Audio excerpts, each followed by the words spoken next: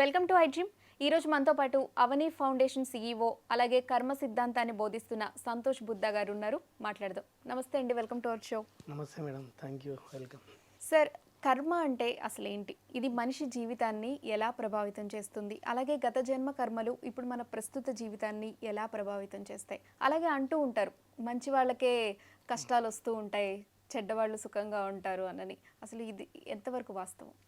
అవును మేడం, అంటే మనకు ప్రకృతిలో లేకపోతే ప్రపంచంలో చూసినప్పుడు మోసాలు చేసేటోళ్ళు చాలా బాగుంటారు. ఆ, మంచిగా అంటే ధర్మంగా బతికేటోళ్ళకి కష్టాలు వస్తాయి అనుకుంటాం.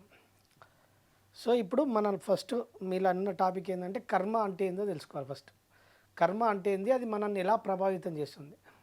కర్మ అంటే జస్ట్ లైఫ్ అంటే సింపుల్గా మీకు అర్థం కావాలంటే యాక్షన్. యాక్షన్లో రియాక్షన్ ఎట్లుంటుంది. ఇప్పుడు మనము ఎప్పుడు యాక్షన్లో ఉంటాడు మనిషి. యాక్షన్లో రియాక్షన్ ఎట్లుంటుందంటే మనం ఈ యాక్షన్ రియాక్షన్ తెలుసుకున్నప్పుడు మీకు కర్మ అంటే అర్థమవుతుంది. ఇప్పుడు మీరు ఒక కాఫీ షాప్కి వెళ్ళారు, మీ యాక్షన్లో మీరున్నారు. కాఫీ షాప్కి వెళ్ళిన తర్వాత మీరు ఏం చేస్తారు? కాఫీ షాప్కి వెళ్ళే క్రమంలో మీరు యాక్షన్లో ఉన్నారా లేదా?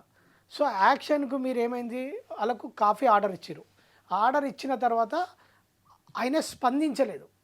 ఆయనకు స్పందించకపోతే అంటే పట్టించుకోలేదు, మిమ్మల్ని పట్టించుకోకపోతే మీ యాక్షన్కి ఫలితం వస్తుందంటే కాఫీ పొందుతారా? సో మీ యాక్షన్కి ఆయన ఎప్పుడైతే స్పందిస్తాడో, అంటే ఆ స్పందించినప్పుడు ఏమవుతుందంటే స్పందన వల్ల ఫలితం ఉద్భవిస్తుంది, ఫలితం సృష్టించబడుతుంది. మీ యాక్షన్కు ఆయన ఎప్పుడైతే ఆ కాఫీ షాప్ అతను స్పందించిండో, ఆ కాఫీ షాప్ మీరు యాక్షన్కు మీరు డబ్బులు ఇచ్చినప్పుడు ఆయన స్పందించినప్పుడు మీకు మీ యాక్షన్కు ఫలితము కాఫీ పొందడం, అంతేనా లేదా? సో ఇక్కడ మీ యాక్షన్కు పొందడం, కాఫీ పొందడం. తన కూడా తన కాఫీ చేసుకుంటుండు కదా, అంటే తన కర్మలో తను ఉన్నాడా లేదా? తన యాక్షన్లో తను ఉన్నాడు. తన యాక్షన్కు ఫలితం ఏం రావాలి? డబ్బు రావాలి, ధనం రావాలి. సో ఇక్కడ తన యాక్షన్కు ఫలితం ఏంటంటే మీరు ఇస్తుర్రు, మీ యాక్షన్కు ఫలితము తను ఇస్తుండు. అంటే మీ యాక్షన్కు రిటర్న్ మీరు కాఫీని పొందుతుర్రు, తన యాక్షన్కు ఫలితము ధనం వస్తుంది, డబ్బు వస్తుంది.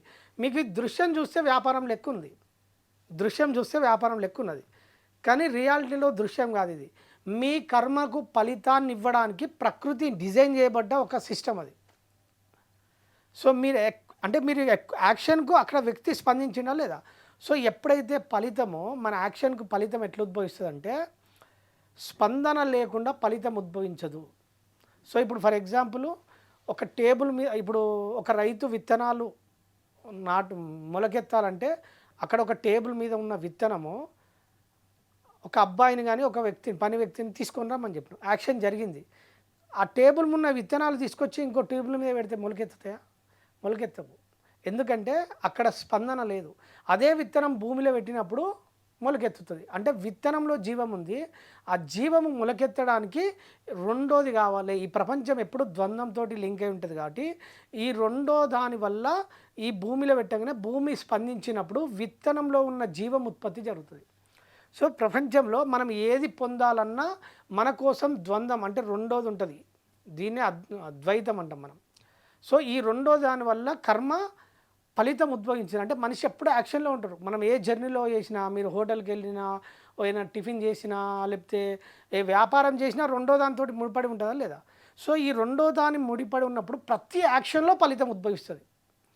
మీరు ఆటోలోకి వెళ్ళిరు, ఫర్ ఎగ్జాంపుల్ ఇక్కడ నుంచి పంజాగుట్టకి ఆటోకి వెళ్ళిరు.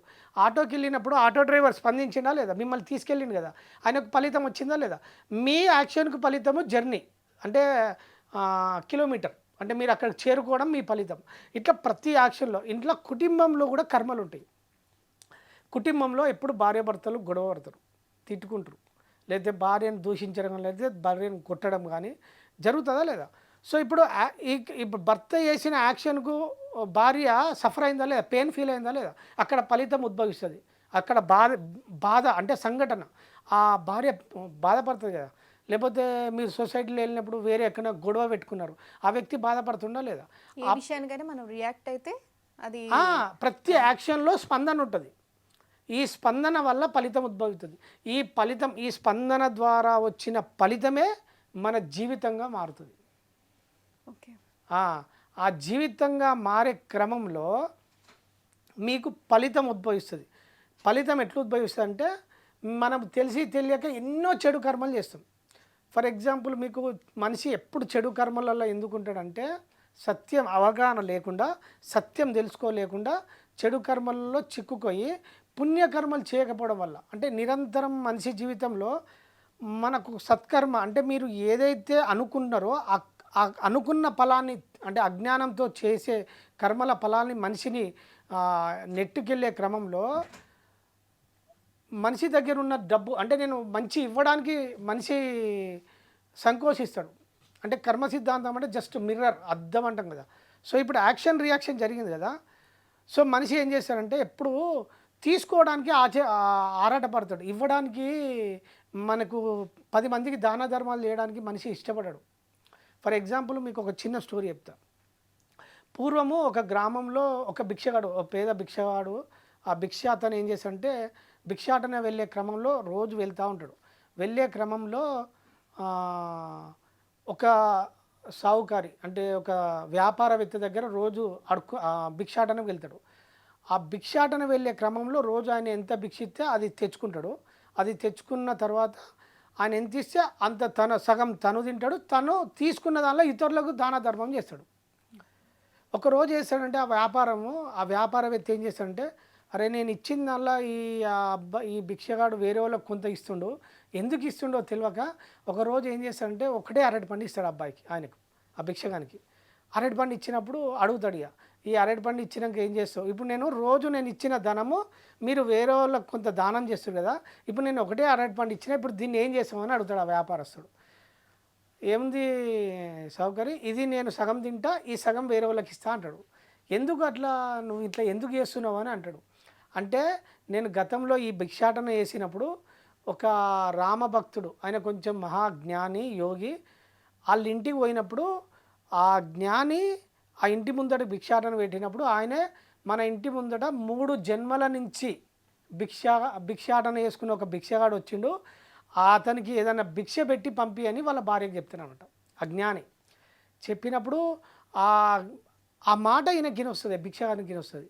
ఈయన వచ్చి ఆ రోజు పెడతారు. మళ్ళీ తెల్లారు వచ్చి, అమ్మ ఈరోజు నిన్న ఈ మాట అన్నాడు, గురుగారు ఈ మాట అన్నాడు, ఒకసారి కలవాలి, ఏంటిది 3 జన్మల నుంచి నన్ను భిక్షగాడు అన్నాడు. ఎందుకనంటే నీ దగ్గరలో ఉన్న ధనము నువ్వు ఎవ్వరికి సహాయం చేయకపోవడం వల్ల, నీ దగ్గర ఉన్నది ఏది ఇతరులకు ఇవ్వకపోవడం చేత 3 జన్మల నుంచి భిక్షం ఎత్తుకుంటూనే వస్తున్నావు.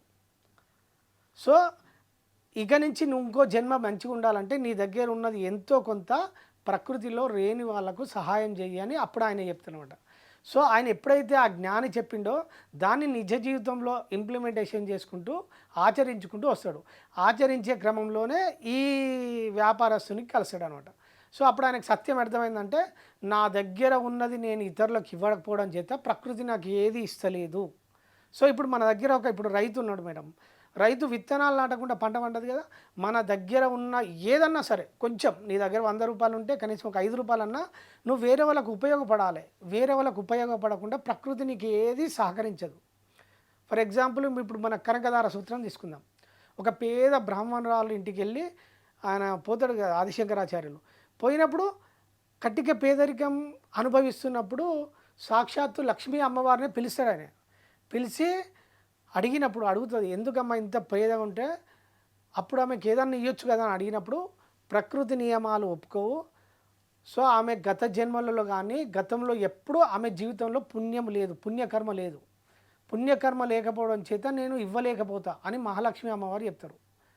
అప్పుడు ఆమె ఏం చేస్తుంది, ఇంట్లో ఆయన దివ్య దృష్టితో చూసి ఇంట్లో ఒక ఎండిపోయిన ఉసిరికాయ ఇస్తే అప్పుడు ఇస్తుంది. అంటే దీని అర్థం ఏంది, మన దగ్గర ఉన్నది ఒకటి ఇస్తే తప్ప ఇంకోటి పొందడానికి అర్హత లేదు మనకు.